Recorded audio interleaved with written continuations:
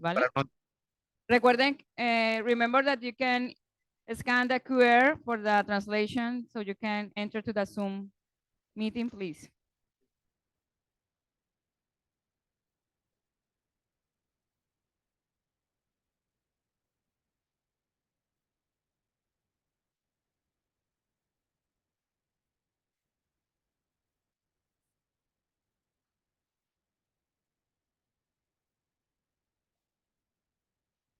¿Ya? Yo creo que toca así. ¿Te paso o tú pasas mejor? Para que vayas a tu ritmo, sí.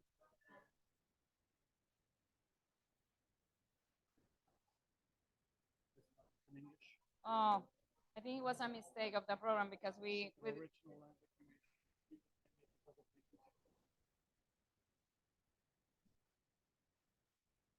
pues toca hacerla, ¿no?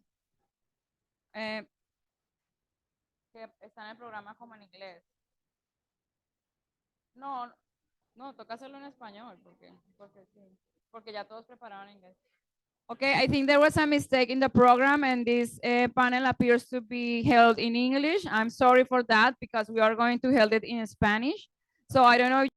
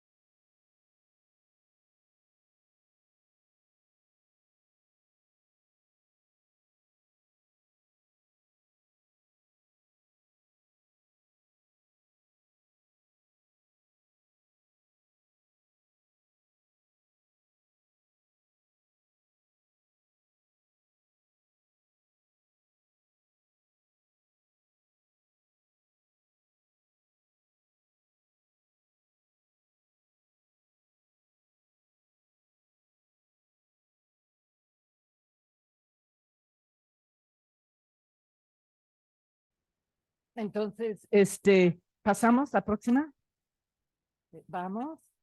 Un sinfín de foros, seminarios en todo el país. No vamos a leer esto, pero hubo consensos. Luego la Cámara de Diputados hizo lo mismo, los mismos consensos. Es una cosecha de consensos a nivel del país. La gente sabe qué es lo que necesita en términos de una ley general de aguas. Se hizo el ejercicio desde Agua para Todos, desde la legislatura, etcétera, y siempre salió lo mismo. Se tiene que construir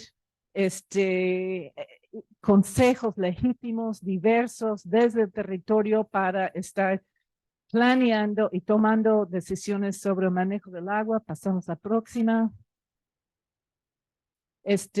Otra que está cada vez más importante porque no se ha logrado esta ley. Entonces, la construcción de una fuerza propia unida ciudadana a nivel de todo país, a cada nivel, frente a cada nivel de gobierno, las contralorías ciudadanas autónomas. Y estas se están construyendo en todo país, porque aunque está este esfuerzo de intentando de lograr la ley, a 11 años todavía no se ha logrado la ley, entonces se va por la vía de los hechos. Pasamos a la próxima. Esto es donde David está aquí, y ustedes están aquí en la foto, es cuando se elaboró la ley en diciembre de 2012, la primera versión. Pasamos. Campaña de firmas, porque fue en 2012 un nuevo derecho reconocido a la ciudadanía, que es la iniciativa ciudadana, requiere campaña de firmas, pero con credencial muy burocrático, muy complejo. Se logró, se presentó como iniciativa ciudadana Pasamos la próxima. Y esto es con Pedro Arrojo, el relator de Derecho Humano al Agua, en el contexto de que la Suprema Corte tuvo que emitir sentencia de incumplimiento por parte del Congreso porque hasta la fecha no han aprobado una ley. Vamos a la próxima. Esto es el resultado del trabajo de Cámara de Diputados con el trabajo de Agua para Todos juntos. Entonces hay un dictamen que hasta la fecha está ahí en el Senado. Pasamos a la próxima. Ok. Entonces, se sigue avanzando con la construcción del buen gobierno del agua desde abajo, con o sin ley, con o sin permiso. Avanzamos.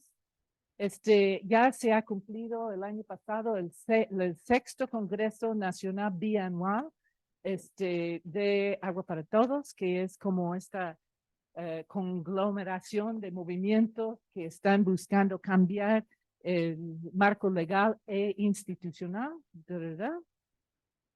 Pasamos, no quiere.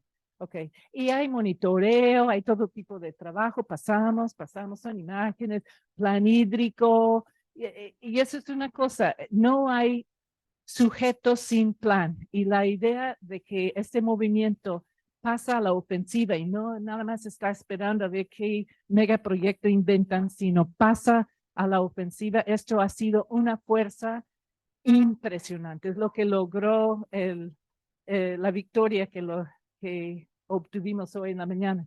Entonces, ok. Entonces, vamos súper rápido. Vamos.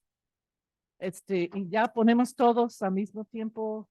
Entonces, bajo este gobierno, el 1 de julio 2018, el pueblo de México, sin lugar a duda, votó contundentemente por un cambio, fin a la etapa neoliberal. ¿Cómo nos va? ¿No? Entonces, en el tema del agua, se ha logrado frenar los procesos de privatización. No, ahora sí, atrás. Sí, ok. Frenar la privatización, se frenó el aeropuerto en el lago y ahora ya hace una ANP y empresa Zapotillo se logró proteger a las comunidades y rediseñar el proyecto. Se puso una hasta acá, por lo menos por mientras, a Constellation Brands, que había querido construir, que había construido una cervecera al otro lado, al lado mexicano de la frontera, para exportar agua en forma de cerveza a Estados Unidos en una zona de severa estrés hídrica. Se logró la concesión comunitaria indígena en valles centrales. Se hizo un intento fallido de reformar la Comisión Nacional del Agua y se ha logrado en esta ola una nueva Secretaría del Agua en el Estado de México que va a ser, es un espacio en donde la gente del país, muchos, están ya entrando para cambiar. Si no se puede cambiar a nivel nacional, cambiar en este estado más poblado de México que rodea a la Ciudad de México, que es la zona que provee agua a la Ciudad de México. Ya está, nada más estamos en el segundo mes de esta experiencia de construir algo totalmente diferente. Pasamos la otra y ya. Los retos es que el gobierno no se atrevió, el presidente no se atrevió a cambiar la ley de aguas.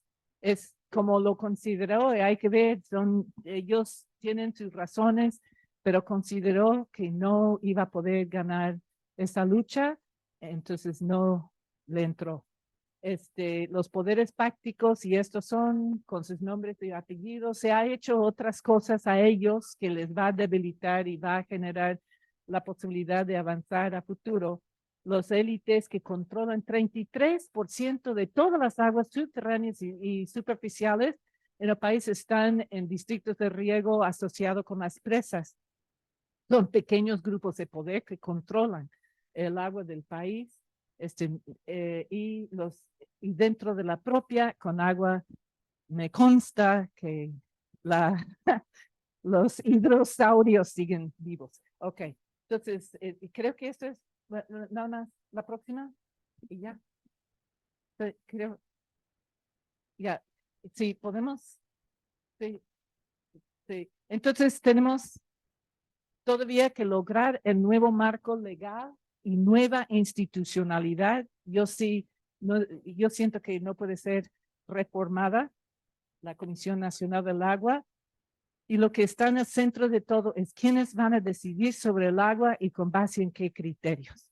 Y todo eso para seguir a la ofensiva, tenemos que seguir asegurando que se construyan los planes desde el territorio de una manera en torno al bien común. Y ya, ahora estamos. Muchas gracias, muchas gracias.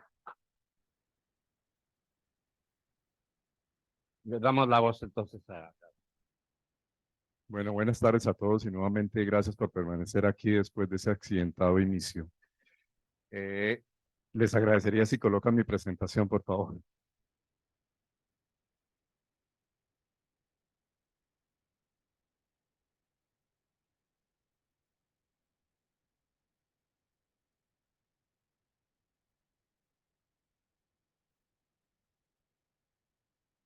Bueno, mientras tanto, digamos a capela, como dice Elena, voy a tratar de llevarlos un poco a hacer, en el sentido de la gestión del agua, lo que ha pasado en Colombia. Voy a hacer brevemente una consideración de lo que hicimos hasta el año 2022. En el año 2022 elegimos al Gobierno del Cambio. El Gobierno del Cambio formuló su Plan Nacional de Desarrollo y uno de los pilares de ese Plan Nacional de Desarrollo es el ordenamiento territorial alrededor del agua. Entonces, con eso en mente, quisiera como ver qué cosas están cambiando aquí en Colombia con relación a la gestión del agua, ¿cierto? Y ahí, pues hay varias iniciativas que tengo en mi corta presentación, son 10 diapositivas que aspiro recorrer rápidamente en 10 o 12 minutos. No sé si hay problemas técnicos allí o qué es lo que... Seamos pacientes, es un poco el llamado.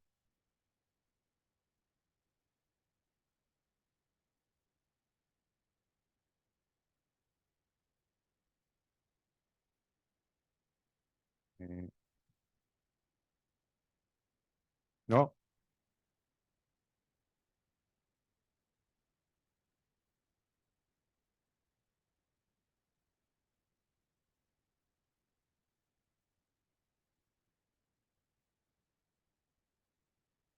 gracias Elena por ayudar en la solución del problema.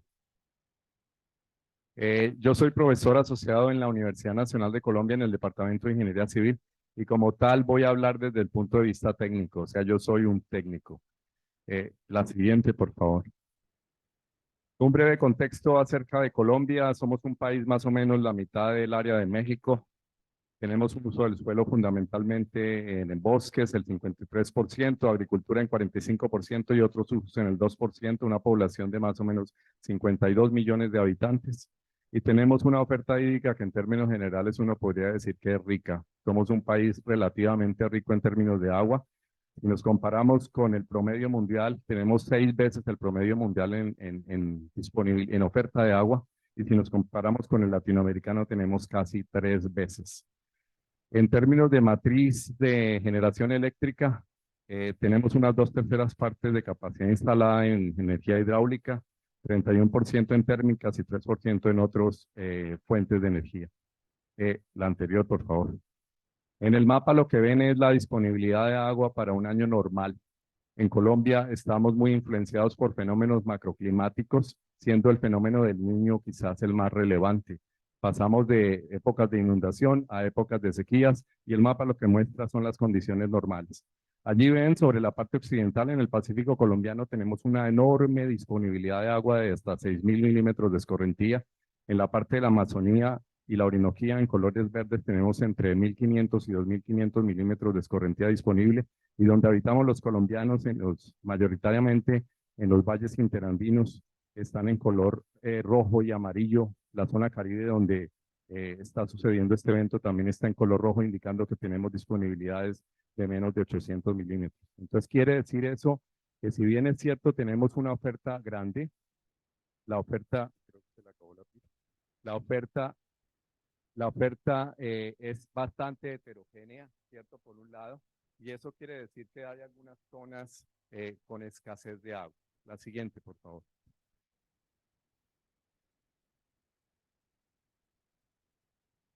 ¿Cuál ha sido la política de gestión del agua en nuestro país? En el año 2010, el Ministerio de Ambiente y Desarrollo Territorial, hoy Ministerio de Ambiente y Desarrollo Sostenible, formula la anterior, por favor. Formula la Política Nacional para la Gestión Integral del Recurso Hídrico. Yo diría una política del siglo XX que no puede enfrentar los desafíos de gestión del agua del siglo XXI. Quisiera como contexto traer algunas estadísticas sacadas de la Organización de las Naciones Unidas en cuanto, digamos, al grado de implementación de esa política de gestión integral del recurso hídrico y algunos indicadores con relación al Objetivo de Desarrollo Sostenible 6, como para llamar la atención en algunos aspectos. Ahí ven, en Colombia únicamente el 74% de los colombianos tiene acceso a agua potable, saneamiento únicamente el 18%, y ahí quisiera llamar la atención sobre el tema de tratamiento de las aguas residuales. En Colombia únicamente el 19% de las aguas tiene algún tipo de tratamiento antes de ser vertida a los cuerpos receptores. ¿Qué quiere decir eso? Que si bien es cierto, pensábamos que éramos un país rico en agua, ahora la cosa se complica porque tenemos problemas de calidad de agua, fundamentalmente por contaminación de patógenos y en la mayoría de los casos no podemos hacer uso de esa agua. La siguiente, por favor. Las estadísticas de la Organización de Naciones Unidas muestran que entre el 2017 y el 2021 hemos venido creciendo en el grado de implementación de la Política Nacional de Gestión Integral del Recurso Hídrico. Pasamos, digamos, del orden del 50% como criterio general a una implementación más o menos del 57% de acuerdo con esa escala y nos encontramos más o menos a la mitad de lo que se esperaría en cuanto a gestión integral del recurso hídrico. La siguiente, por favor. Entonces, ¿qué sucede en el año 2022? Arranca el gobierno de izquierda de Gustavo Petro y como les decía, el gobierno de Gustavo Petro lo que intenta es hacer un ordenamiento territorial alrededor del agua. Para mí, como hidrólogo y persona que ha trabajado en temas alrededor del agua, es como un sueño hecho realidad, que finalmente el agua ordene un poco el territorio. La siguiente, por favor. Entonces, ¿qué sucede? Ahí está el agua y las personas en el centro del ordenamiento territorial y evidentemente se propone unas acciones para actualizar o cambiar la política nacional de la gestión integral del recurso hídrico en varios componentes. Allí está, es sacado de la Dirección Nacional de Planeación. En oferta, evidentemente, como decían las mayoras esta mañana, el cuidado del agua. O sea, se requiere el agua, su cuidado, pero no solo cuidar el agua, sino cuidar el ciclo del agua también, todas las variables que están allí incluidas. En términos de demanda, pues se quiere contrastar fundamentalmente todos los temas de catastrales y de asentamientos con los temas de ordenamiento territorial y la disponibilidad de agua que exista. En temas de disponibilidad, sabemos que en Colombia tenemos muchos conflictos por uso del suelo y por uso del agua, y evidentemente una estrategia alrededor del ordenamiento territorial quizás podría ayudar a que se generen menos conflictos. Y en temas de gobernanza, evidentemente hay muchos problemas en el ordenamiento territorial y la razón es porque los determinantes de ordenamiento no estaban claramente establecidos o jerarquizados. La política de Gustavo Petro lo que intenta es hacer una jerarquización exacta de esos determinantes para hacer un ordenamiento territorial evidentemente alrededor del agua. Y el otro tema importante de mencionar allí es la articulación institucional, o sea, y la jerarquización, digamos, en cuanto a la toma de decisiones en ese aspecto. Voy a pasar por algunos retos como técnico que creo que existen en cuanto a la gestión del agua.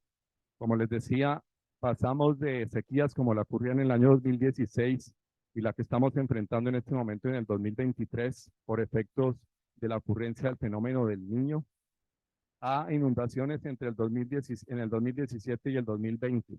Entonces, un tema, un reto desde el punto de vista técnico, evidentemente, es cómo manejar o cómo hacer una gestión del agua efectiva cuando tenemos una enorme variabilidad y cambiamos rápidamente de un año a otro de una condición seca a una condición húmeda.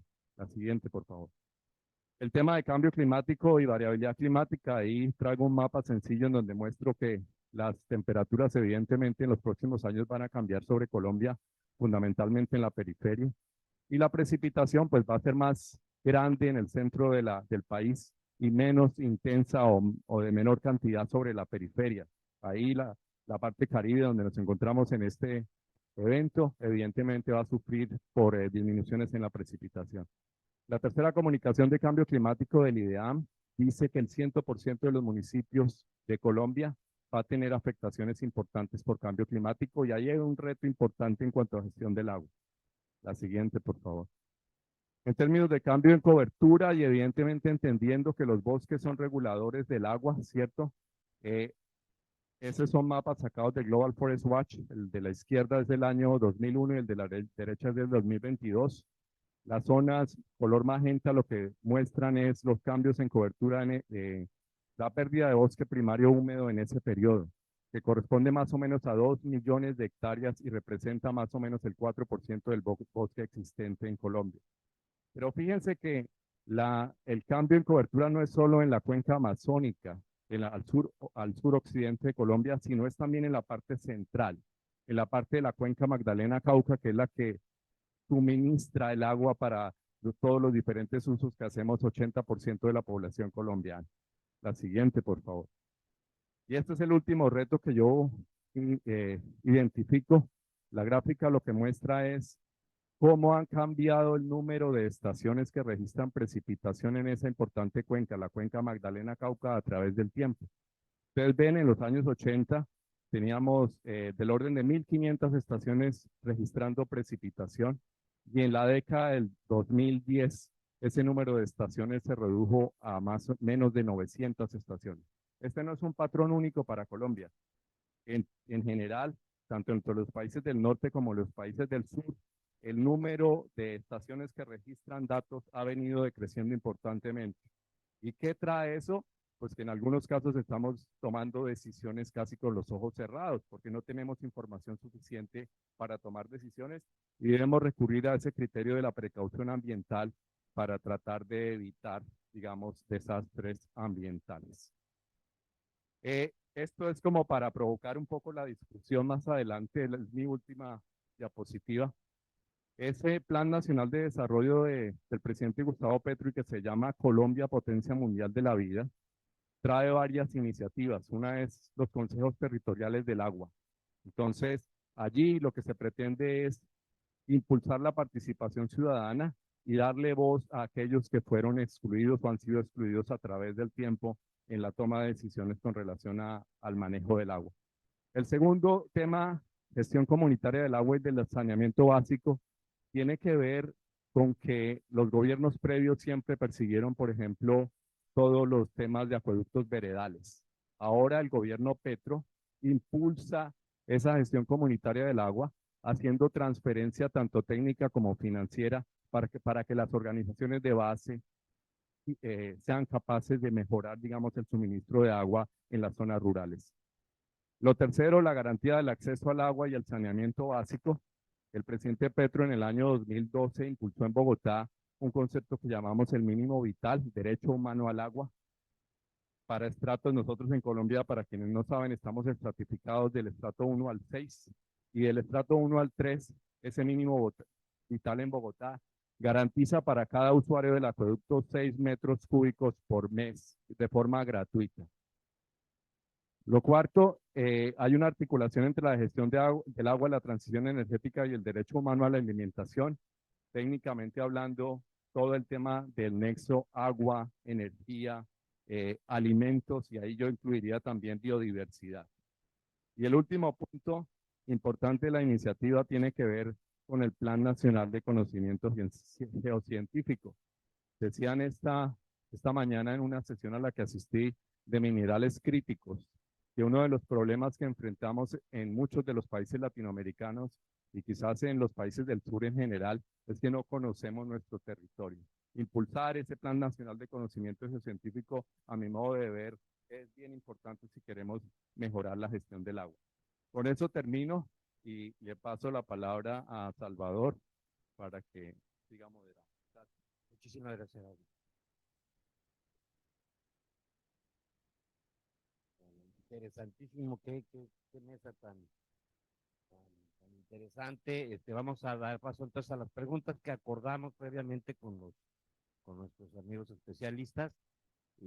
Tenemos entonces, vamos a decir unos 5 minutos por pregunta, a ver si nos da tiempo porque ya se nos fue. Es hasta las 3:30. Entonces, nos quedarían como 10 minutos para preguntas del auditor. ¿Ok? Bueno, entonces, la pregunta, ¿cuál es la situación? Bueno, más o menos ya lo dijimos, perspectivas y retos, es la última parte que mencionaste, ¿no? ¿Cuál es la situación actual del sector agua en cada país? Perspectivas y retos. Para poder tener más tiempo para la discusión, a lo mejor sí lo mencioné, yo creo. Entonces, si quieren, sí, podemos. Ok. Entonces, la pregunta es, ¿qué estrategia debe implementarse para hacer esto? Es que es sobre estos temas, ¿no? Que profundicemos sobre los temas de las perspectivas y retos que tienen ambos gobiernos democráticos para solucionar el problema del agua. Entonces, no sé si quieran redundar sobre esto o pasamos a la siguiente. Adelante. Okay. Bueno, ¿cuál debe ser el papel del gobierno y de los diversos sectores?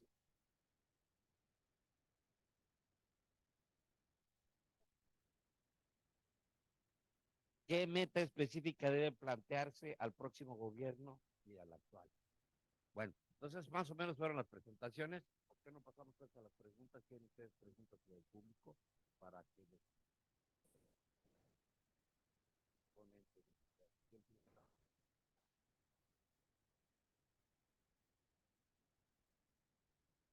Ajá, sí, hagamos una ronda de 5 preguntas y vamos a ver usted, compañero.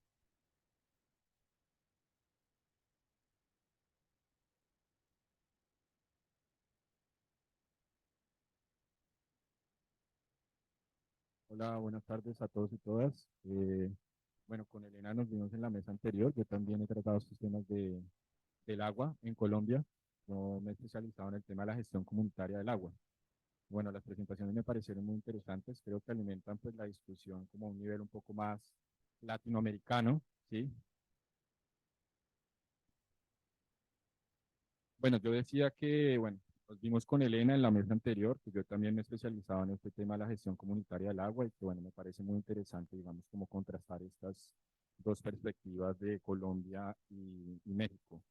Yo quería preguntarles acerca, digamos, de esos retos que tiene, digamos, esa posibilidad de avanzar en unas nuevas formas de gestión del agua, ¿sí? Con unas perspectivas un poco más modernas y más progresistas, que es, digamos, lo que se está debatiendo, digamos, en este espacio. Por ejemplo, esa política nacional de la gestión del recurso hídrico en Colombia ya está desactualizada, se supone que está en discusión. Habla de la importancia de adoptar el enfoque de la seguridad hídrica, ¿no? La seguridad hídrica que tiene que ver con esos componentes de agua, alimento y energía.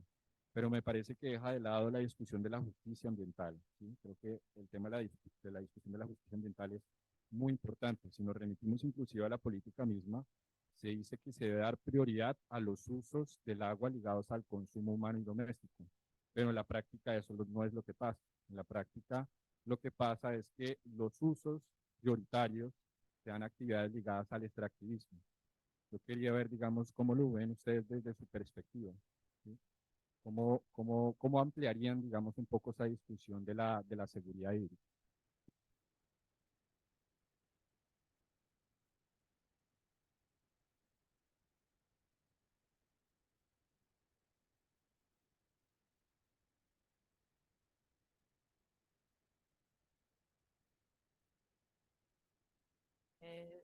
Muchas gracias. I ask my question in English because I understand Spanish, but I cannot speak Spanish. So thank you so much. Entonces, muchas gracias. No sé la historia. ¿Por qué pasó el cambio en 2002 en México?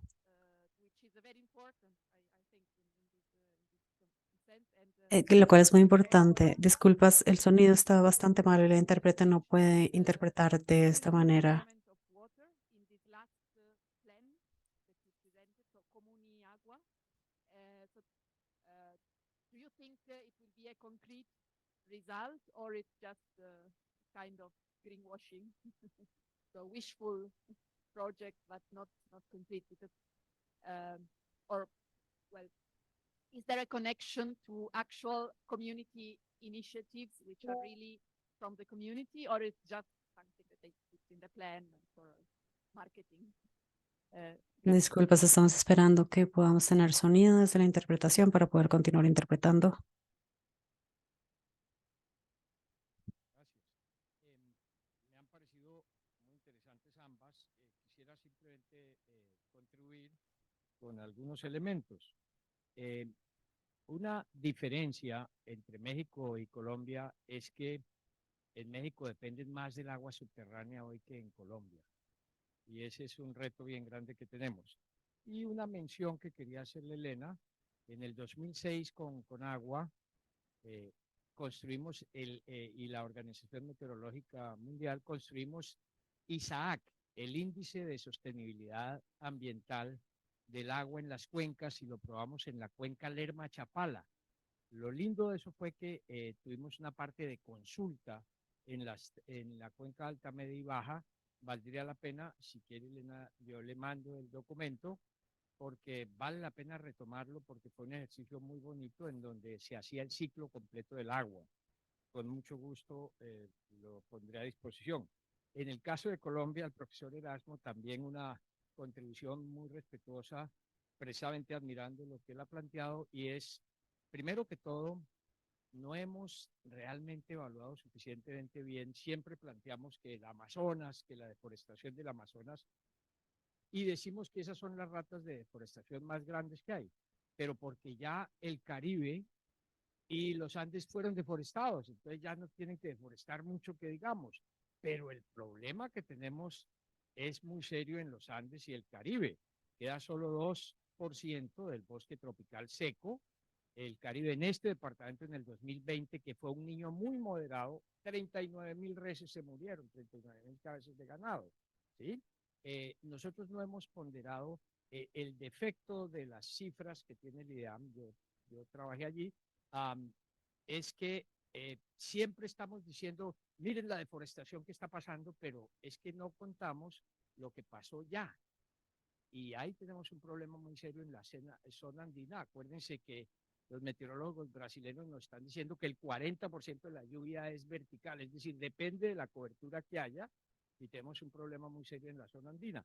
Y la última cosa es, debemos insistir mucho en que hay que cambiar el modelo de uso del suelo. El profesor Erasmo lo mencionó, pero insistiríamos en que es que en Colombia sí tenemos el problema más agudo de América Latina, porque 38 millones de hectáreas están en ganadería extensiva y solo deberían ser 8, ¿sí?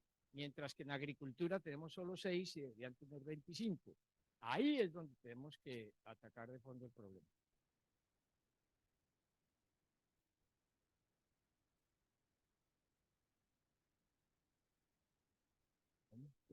Carlos Fonseca, admirador de Elena y de Erasmo, y del moderador.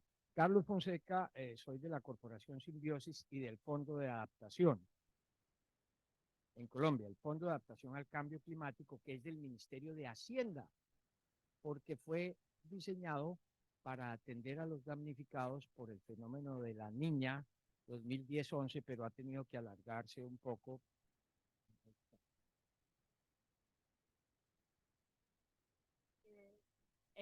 Elena Vallino, Università di Torino, Italia. Economista ciencia política. Sí. Pero un poquito hidróloga también, poco complicado.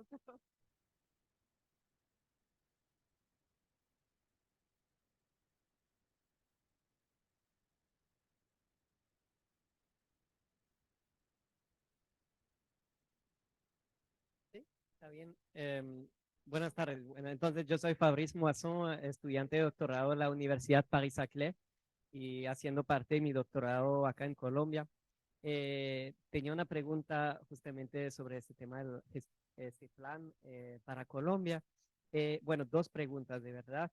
Una es, cómo se articula este ordenamiento territorial alrededor del agua a nivel regional, por qué institución se va a implementar justamente a nivel regional o departamental, no sé cuál estará la escala.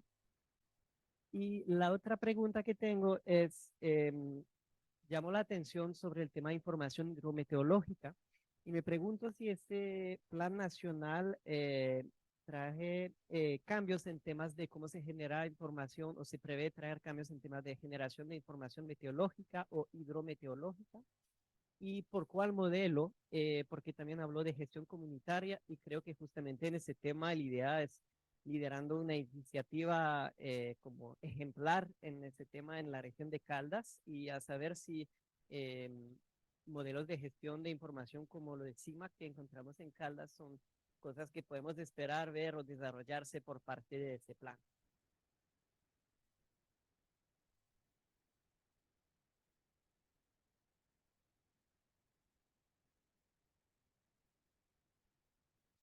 Soy David Barken de la Universidad Autónoma Metropolitana en la Ciudad de México.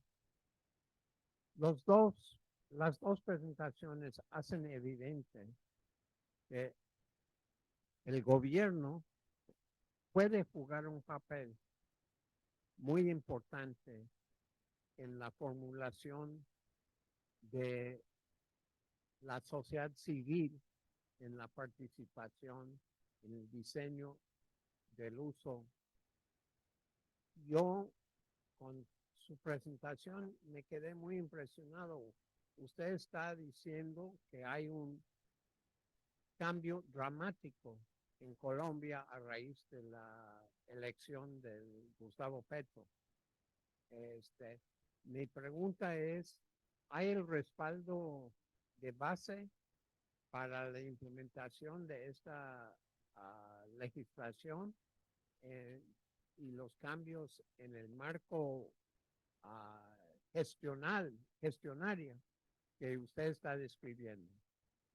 En el caso de México,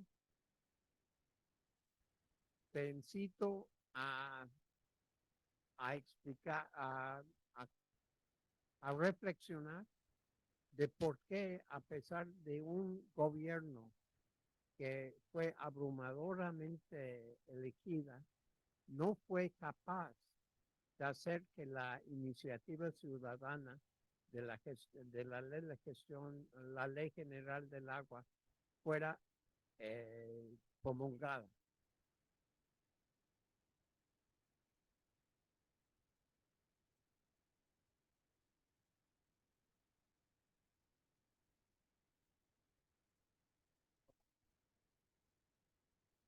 Bueno, muchas gracias por las preguntas.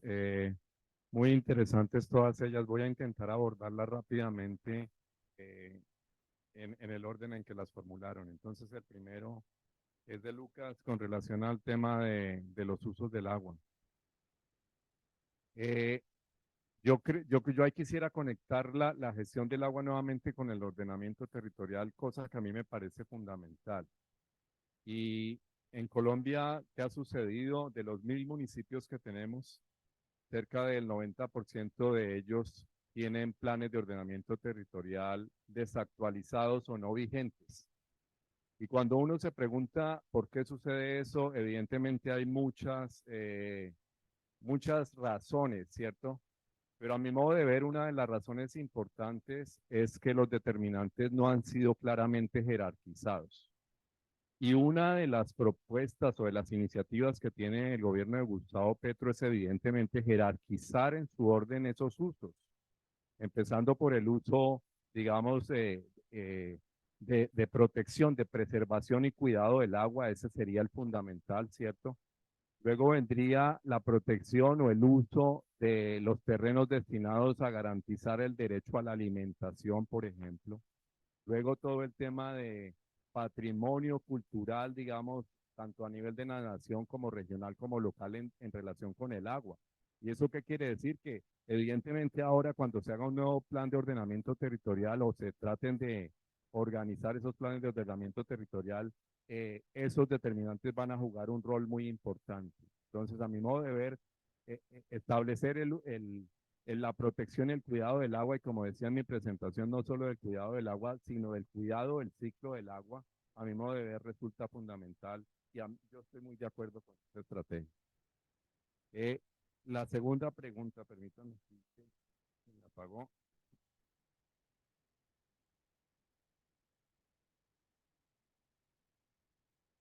La segunda pregunta hablaba de gestión comunitaria, la hizo Elena, y si eso era un lavado de cerebro simplemente.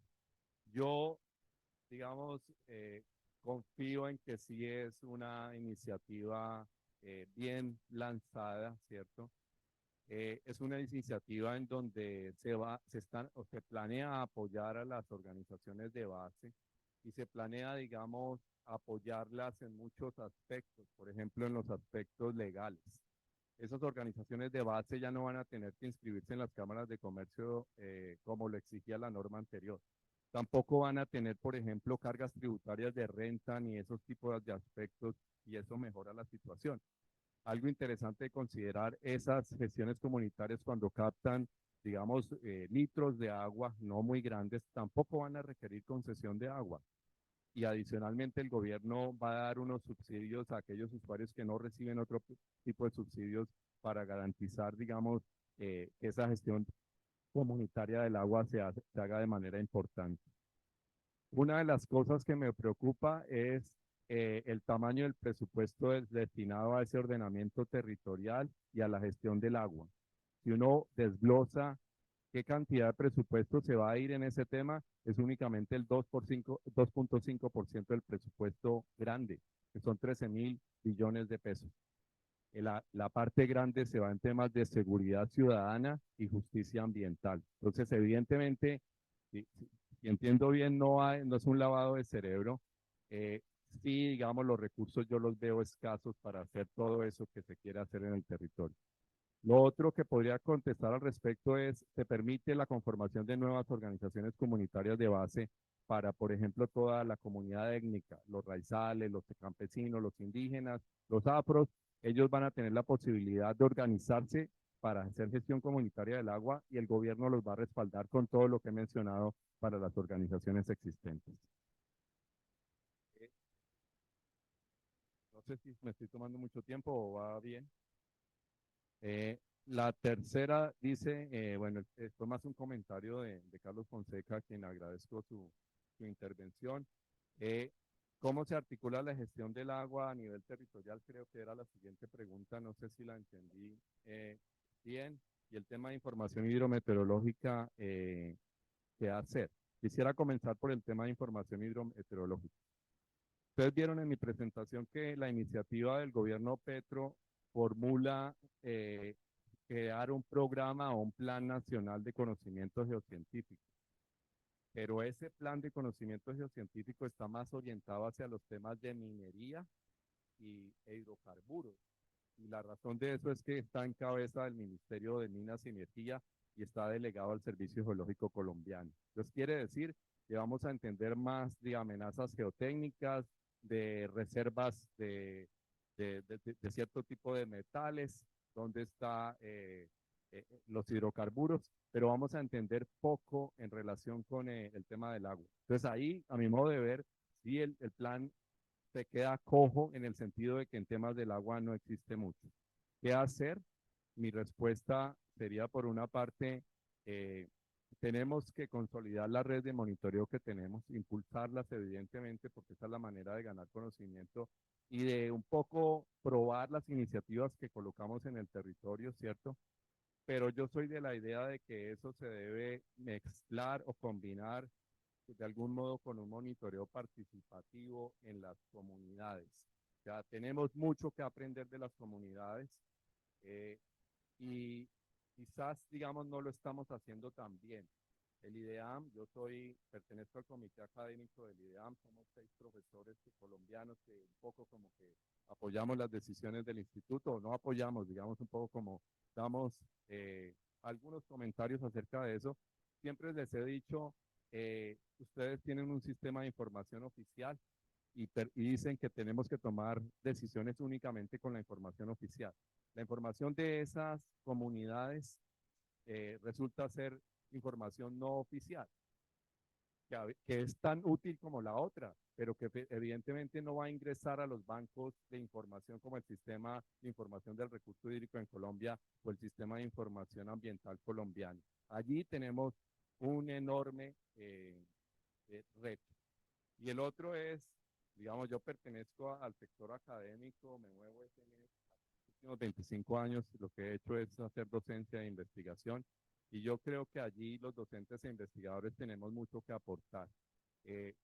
Recientemente trabajaba en temas de caudales ambientales y desconocemos mucho el comportamiento, por ejemplo, de muchas de nuestras especies ícticas. Allí hay que enfrentar un gran desafío, obviamente apoyado en el gobierno colombiano para dar dinero, para que hagamos investigación, para que cada vez le subamos el nivel a la información y al conocimiento y se tomen mejores decisiones. Respondí la segunda, la primera, si quieres conversamos después. Y voy a pasar a la última que me da pena con Elena para darle la palabra. La pregunta del profesor David Barkin: ¿hay respaldo de base para la implementación de esta legislación y los cambios en el marco de la gestión? Difícil decirlo, o sea, yo creo que el gobierno Petro ingresó, digamos, con un respaldo bastante grande, enorme, pero ha un poco gastado su capital político en unas 4 reformas que para nuestro país eran bastante importantes, como la reforma pensional, la reforma laboral, la reforma de salud, entre otras. Y entonces yo siento que el respaldo, digamos, desde el punto de vista político ha decaído. Sin embargo, desde el punto de vista, digamos, de apoyo de lo que está ocurriendo en los territorios, yo creo que sigue vigente. El ejercicio que veíamos esta mañana de las mayoras es un poco un ejemplo de eso. O sea, el hecho de que en estos escenarios estemos viendo, por ejemplo, a esas mujeres que juegan un rol importante en los territorios, evidentemente respalda de base, digamos, esa iniciativa de que los movimientos ahora permitan hacer una gestión del agua en sentido de abajo hacia arriba y no al contrario como se ha intentado exponer. Entonces yo soy bastante optimista en el sentido de que si esas organizaciones de base empiezan a ganar mayor protagonismo político y a unirse, como lo decía Elena, evidentemente vamos a generar un cambio y quizás unidos entre muchos países latinoamericanos podríamos tratar de generar ese plan o esa ley de aguas latinoamericana que permita que evidentemente podamos gestionar el agua del siglo XXI con herramientas y planes de este siglo y no con herramientas y planes del siglo anterior. Ahí paro para darle la palabra a Elena. Muchas gracias. El comentario. Gracias. Está muy bien, yo creo, este mecanismo, o sea, que escojan las preguntas, ¿no? Y que cada quien tome el tiempo necesario. Yo creo que cuando venimos y preparamos la sesión, en México había muchísimo interés en este asunto de cotejar, ¿no? Las perspectivas de 2 gobiernos que tienen muchas afinidades, y es lo interesante cómo ustedes están empezando, llevamos un importante para todos, inclusive desde la perspectiva regional de la sociedad.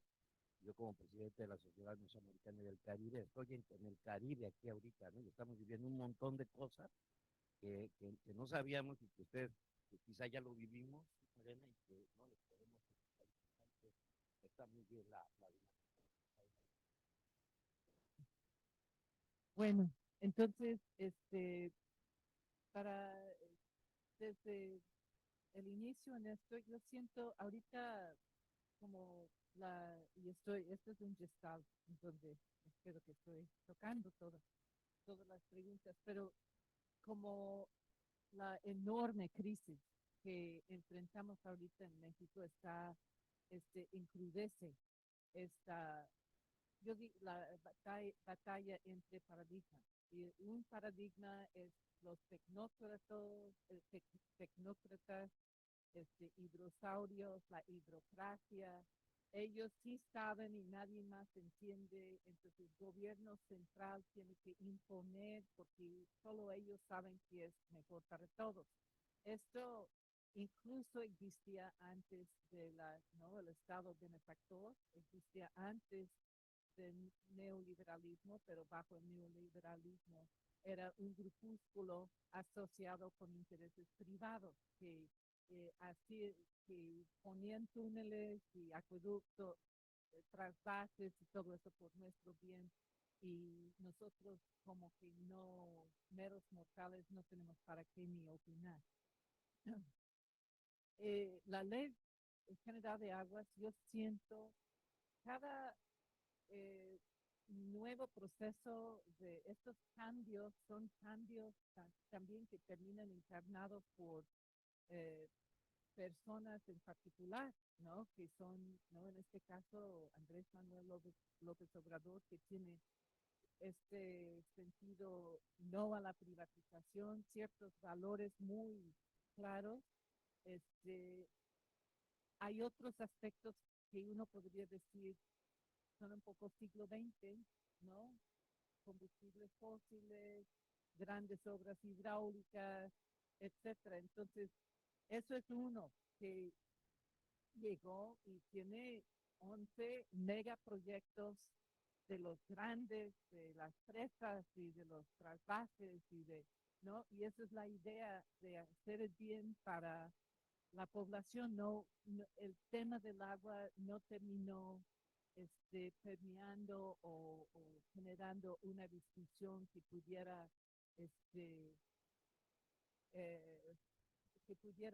incluir mucho. Ahora, su servidora, ¿no? Fui invitada personalmente a entrar en su tercer año de gobierno para corregir los problemas profundos en la Comisión Nacional del Agua. Y a los 6 de nosotros que nos encargaron con esta tarea, nos pidió el presidente: el agua es para el pueblo, no es para los intereses, pongan fin a la corrupción. Ese era mi mantra todos los días. Yo estaba a cargo del sistema de concesiones, las inspecciones, los consejos de cuenta, política hídrica, planes hídricos, etcétera, hasta que un buen día llego y la puerta está cerrada y está la Policía Federal y me dicen que no es, que no, sin ningún procedimiento, pero bueno, ya ahora soy asesora presidente como doctora de segunda opinión. Y lo que sí estamos viendo es como un clash.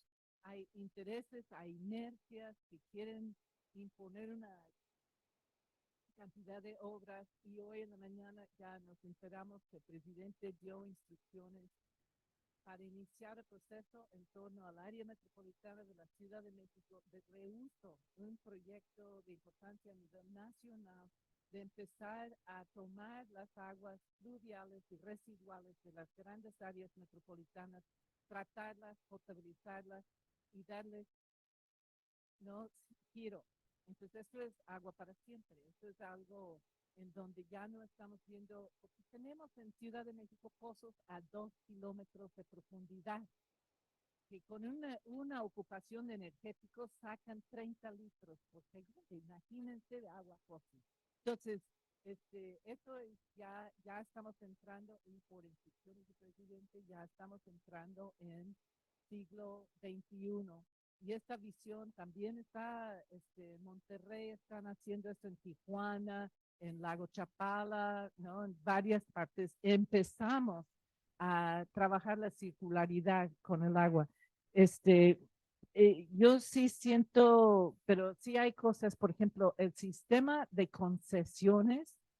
Estoy visualizando con el próximo gobierno, la candidata que, ¿no?, pinta, que es casi segura que llega, sí es ingeniera ambiental y me tocó trabajar con ella en la mesa metropolitana y sí me queda muy claro que ella sí entiende el agua, no está con las ideas, ¿no? Ella entiende y tiene muchas propuestas y ha generado un plan metropolitano para el área metropolitana que es de reuso y no es importación, etcétera. Entonces sí tenemos esa posibilidad, vamos a seguir avanzando y ha sido muy, muy importante el apoyo como la parte, los valores de que a favor del pueblo, aunque no percola, no traduce, no hubo cambio institucional, no hubo cambio de ley. Y esa parte es sumamente difícil. Sí, en la cuestión de la medición, igual en México de 800 estaciones del tamaño del país, 800 estaciones hidrométricas, solo están funcionando 300. Y para aguas subterráneas, solo 66. Entonces, 66 para agua, y es un país que sí depende de agua. Entonces, sí estamos, esta parte, pero yo creo que esta crisis, porque sí es mega crisis en todo país, ya no hay manera de seguir cómo vamos. Es como un coche que ya está acabándose la gasolina y mientras vas, dices, ¿cuál es el problema? Ahí vamos. Hasta que bum, bum, bum, bum. Entonces ahora ya, ¿qué hacemos?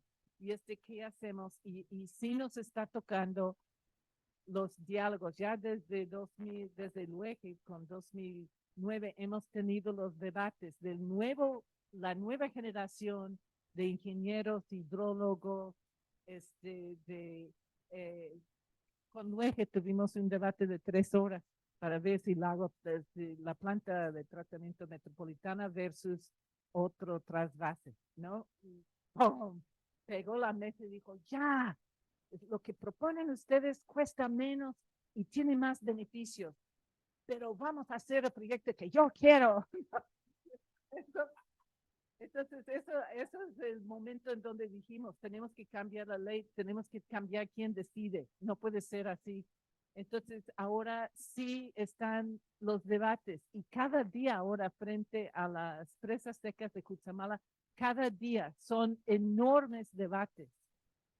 Y la cosa es que el otro lado ya no tiene argumentos. Entonces, en lo técnico, en lo social, en lo económico, etcétera, hay un nuevo modelo. Yo siento que es un parto con mucho dolor, un parto larguísimo y con pasos adelante y luego pasos atrás. Pero sí, en México sí estamos viendo y con el apoyo del presidente estamos viendo el avance de este nuevo modelo.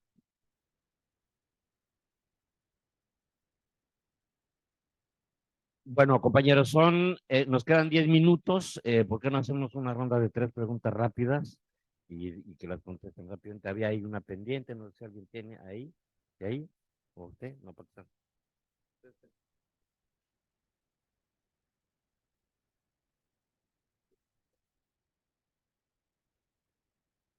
Hola, buenas tardes para todas, para todos. Mi nombre es Juan Carlos Gómez, soy sociólogo. Bueno, una pregunta rápida y me genera también curiosidad o también un poco de preocupación también alrededor de la gestión del agua. El mencionar los páramos, ¿sí? Es importante entender que en Colombia pues hay páramos, hay humedales en páramos como es el lago de Tota, donde la gestión del agua en el lago de Tota, pues con esa iniciativa que está alrededor del plan de ordenamiento territorial, se busca que dan consejos territoriales del agua, darle voz a los excluidos para poder hacer un uso pues más adecuado y conservación de ese humedal. ¿Qué sucede? Pues en esa zona hay mucha agricultura, y las personas necesitan de esa agua porque el producto que se produce allá es la cebolla larga. La cebolla larga necesita químicos, necesita agroquímicos, necesita abonos como la gallinaza, que eso va a dar al lago, genera pues una planta que se llama la aloea y ese tipo de cosas está afectando pues ese ecosistema de páramo, donde hay una gran concentración de agua. Hay concesiones que ha dado Corpo Boyacá a mineras como Paz del Río, ¿sí? Y a los pequeños campesinos, que son los que utilizan el lago para poder subsistir, se les niegan esas concesiones, se les ponen sanciones. ¿Cuáles iniciativas, digamos, aparte de generar esos consejos, para poder que esas comunidades campesinas que no son las grandes hacendados puedan articularse en esos procesos y no se vean afectados su vida, ¿sí? Sobrevivir, porque es de ahí donde sacan y es de ahí donde pueden sobrevivir. Hola, ¿cómo están? Me llamo Cristina, yo vivo en Quito desde hace unos años, soy informática, pero estoy estudiando ecología. Tenía una pregunta para usted acerca del tratamiento de aguas residuales. También se van a encargar estas organizaciones comunitarias, no solo con el agua potable, pero también tratamiento de aguas residuales. En Ecuador manejan un sistema de juntas de agua, pero estas juntas en las comunidades alejadas a la ciudad solo se encargan del agua potable y la gran mayoría de agua del país, de las aguas residuales, no son tratados. Gracias.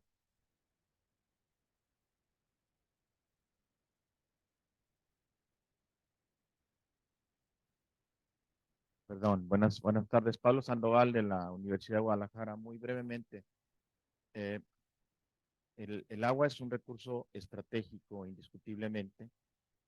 Hay una crisis agravada por el cambio climático en términos de provisión, de disponibilidad de agua.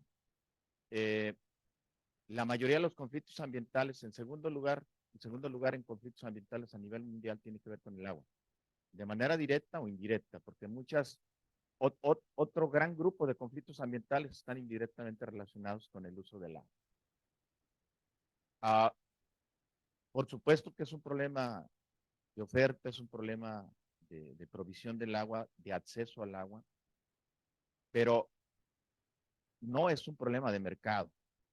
Me parece que esto es importante decirlo, por su carácter estratégico, por la importancia que tiene. Pero sí es un problema que tiene que ver con el modelo de desarrollo. Es decir, yo creo que el segundo elemento estratégico que mueve la economía, después de los combustibles fósiles, etcétera, es el agua. Una gran cantidad de procesos productivos están vinculados con el agua. El consumo, por supuesto, doméstico, actividades como la industria textil, otras más se mueven con el agua. El acceso al agua es un tema de relaciones de poder. Por eso no se soluciona con mecanismos de mercado. Su carácter estratégico lo pone en una posición de disputa en términos de relaciones de poder impresionante. Por lo tanto, mi perspectiva, mi visión es que el problema del acceso, de la disponibilidad de agua, se tiene que atajar por otras vías.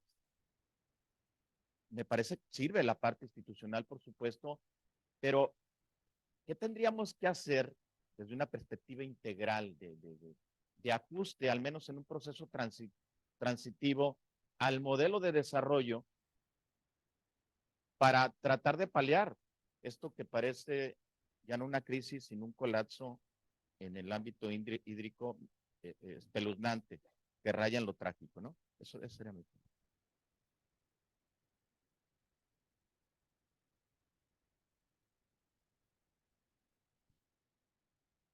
Yo soy Attila Lenti de Hungría, de la Universidad de Sopron. Mi pregunta va un poco con el tema de la transición energética relacionada con el agua. ¿Qué tanto potencial ven en el tema de las microhidroeléctricas como una posible fuente de energía en las comunidades en lugares alejados como el Pacífico, por ejemplo, donde se podría generar energía para pueblos enteros con energía eléctrica, digamos, proveniente de microhidroeléctricas que funcionan con turbinas, que tienen supuestamente baja afectación ambiental, pero también esta parte me interesa mucho qué tanta afectación ambiental puede tener, por ejemplo, digamos, una planta de ese tipo. Muchas gracias. Yo quería participar. Este tema del agua es muy importante, ¿no? Por ejemplo, mi nombre es Yolanda Flores, soy mujer aymara, yo vengo de Puno. Puno no es Perú, nos dijo doña Dina, y sí es Perú, ¿no? Entonces, lo que quería decir es, nosotros en mi cultura siempre tenemos que pedir permiso para hablar del agua, porque para nosotros es un ser, es agua, da vida y es vida. Y como nuestros abuelos dicen, de nuestro Pachamama, de la contaminación, ¿quieres hablar?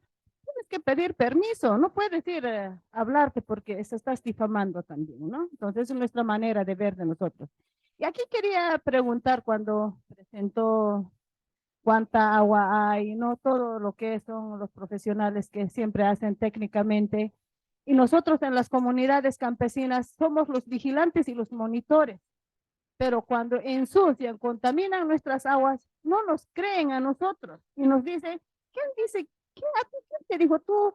¿De dónde sabes que está contaminada esta agua? ¿Dónde? Necesita siempre un sello de un profesional que verdaderamente diga, ¿no? Entonces, son los impactos de las concesiones mineras que se da. ¿Cómo es que ustedes van viendo en su país, en México, o no hay contaminación, ¿no?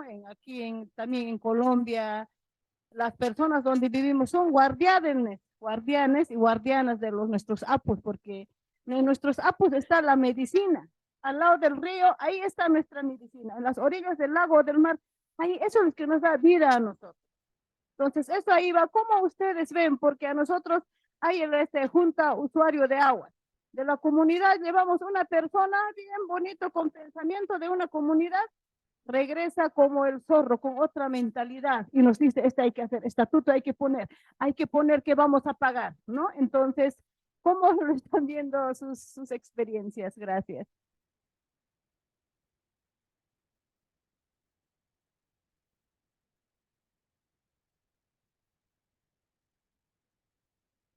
Le voy a decir a Roldán que como tuvimos este desaguisado, podemos tomar un Bueno, empiezo con la pregunta y comentario por parte de la compañera, en el sentido, eso es lo que es esta fuerza que creo que está en el cambio de paradigma. La fuerza mucha viene la base son las comunidades y son las culturas originarias que tienen otra manera, ¿no? Como que sí tenemos que salir de nuestra relación actual con el agua, y en toda América Latina, ¿no? Hacer eso viene ahora cada vez más. Las reuniones empiezan con rituales y que se va buscando aprender estas maneras de hacernos fuertes desde culturas originarias. Y también esa es la parte de esta propuesta de las contralorías y los guardianes, porque también en México las comunidades son los guardianes, las cabeza de las cuencas desde donde salen las aguas en México son territorios indígenas, ¿no? Y ellos han estado allí luchando y dando la vida contra las mineras, etcétera. Entonces, sí, este cambio de paradigma que siento que está aquí enfrente y lo vamos a tener que hacer. Y sí hay dos alternativas. Hay una alternativa que es basarnos en culturas originarias, estar trabajando el agua en el territorio, estar dando atención a los páramos, estar reconociendo los derechos de los pueblos originarios. Todo esto es un paradigma, pero hay otro que también yo sí lo siento que puede darse en cualquier lugar, que bajo el discurso de la seguridad nacional, etcétera, se puede imponer estos inventos de que vamos a resolver el problema del agua de esta ciudad con este trasvase y va a pasar, quierenlo o no. Entonces, esto es algo que, no sé, que necesitamos estar conscientes de que el nacimiento del nuevo paradigma está dándose, la fuerza viene desde el agua en territorio, pero no está garantizado lo que va a pasar próximamente. Entonces, y lo digo mucho porque en México está lejos de Dios y cerca. Cuando ya finalizó el tiempo, ¿verdad? Un minutito aquí para que... Muchas gracias por la segunda ronda de preguntas. Voy a responder rápidamente dos que tienen que ver como con la parte técnica. Uno es el tema de, digamos, uso de o generación de hidroenergía a partir de turbinas, ¿cierto? Yo trabajo en la parte hidráulica. Nuestro país está en una hoja de ruta hacia la transición energética en donde las fotovoltaicas y las eólicas, digamos, se piensan fortalecer. Y evidentemente esas fuentes de generación son fuentes de generación que aprovechan el clima de una región para hacer generación, pero son generaciones que no tienen firmeza, es decir, son muy variables. Entonces, evidentemente, para ganar firmeza, un poco mi percepción es que se necesita generar como esas pilas que almacenen la energía que genero mediante fotovoltaicas o eólicas, y eso lo están haciendo algunos países en el sentido de hacer o de repotenciar, digamos, sus proyectos hidroeléctricos a través de bombas y turbinas. Un lago superior, un lago inferior, y ahí circulo el agua, y la energía que utilizo para hacer el bombeo hacia arriba es energía que proviene de las energías limpias, la fotovoltaica y la eólica. Evidentemente yo creo que ahí hay un enorme potencial, ¿cierto? Y en temas de instalar las turbinas, pues ser cuidadosos en términos de cuáles son las afectaciones ecosistémicas que podrían generar esas, pero yo creo que también a nivel local puede ser una solución importante. Para contestarle a Juan Carlos, el tema de las asimetrías en cuanto a cómo la participación de diversos actores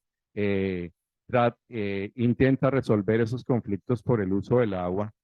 Yo diría que los consejos territoriales son allí una fortaleza, o sea, yo soy optimista a ese respecto, pero adicionalmente creo que, digamos, tener esos instrumentos o mecanismos de participación como las consultas públicas, que evidentemente se marchitaron en nuestro país por, digamos, desfinanciación por parte del gobierno, puede ser una alternativa interesante para que aquellos actores que son excluidos tenga participación en las decisiones en cuanto a gestión del agua.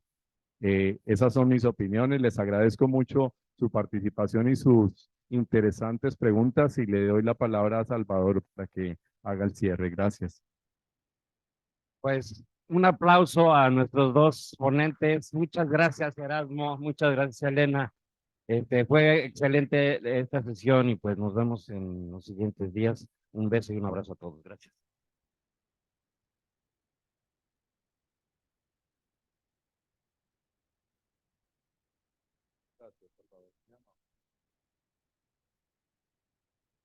Gracias, Elena.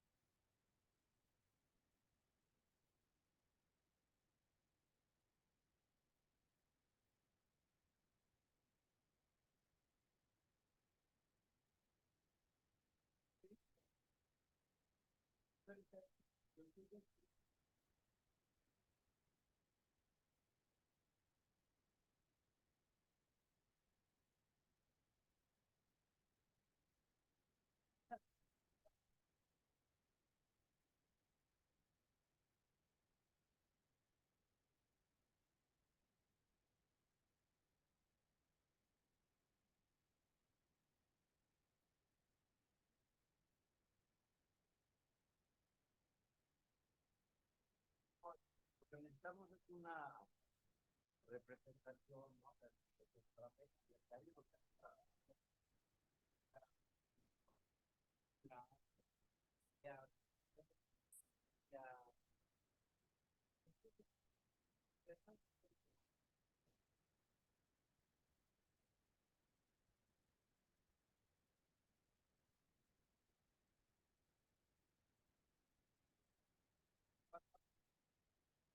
Pero no tengo.